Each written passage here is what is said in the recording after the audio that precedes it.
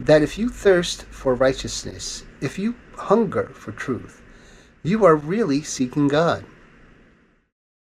This is an innate aspect of humanity. The world, pain, and suffering can poison your view, and you may wish darkness and doom. But innately within you, you aspire to greatness.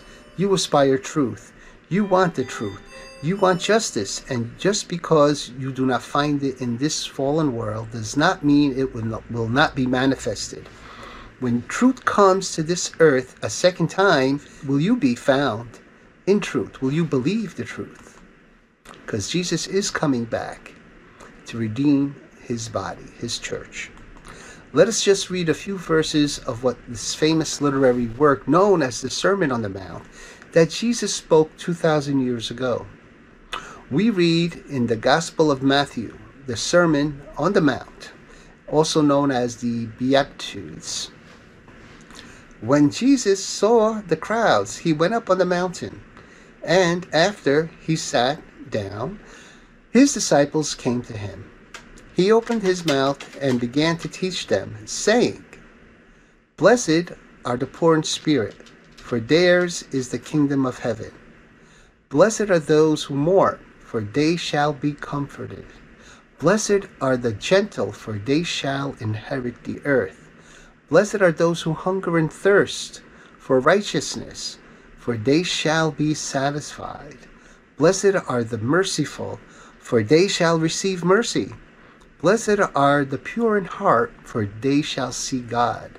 Blessed are the peacemakers, for they shall be called the sons of God. Blessed are those who have been persecuted for the sake of righteousness, for theirs is the kingdom of heaven. Blessed are you when people insult and persecute you, and falsely say all kinds of evil against you because of me. Rejoice and be glad, for your reward in heaven is great, for in the same way they persecuted the prophets who were before you. I ask all of you, within the sound of my voice, if you are ready to receive the truth, to receive justice, not just as the world gives, but as God gives. Receive Jesus the Messiah, Yeshua HaMashiach, Jesus the Christ. We will recite a prayer shortly, and you are invited to join us. It does not matter what your background is, whether you think you can or cannot do it. Honestly, no one can appease God by their actions. Only the Messiah and his work on the cross can do that. It does not matter what you have done or what has happened to you or what people have said about you. God loves you unconditionally. It is up to you now to accept God as he accepts you. There has to be a mutual agreement, and that agreement has been made. That covenant, the new covenant, has been made by a Jewish man known as Yeshua, Jesus. You don't even have to call yourself a Christian. I know Jews who call themselves Jews, who follow Jesus and believe in him as the Messiah. They are his followers. You have to receive Jesus as your Lord and Savior. We will recite a prayer. You can repeat after me. Dear Lord Jesus, please forgive me. I believe you died on the cross for me, so that I might have eternal life. You rose from the grave. You are alive today.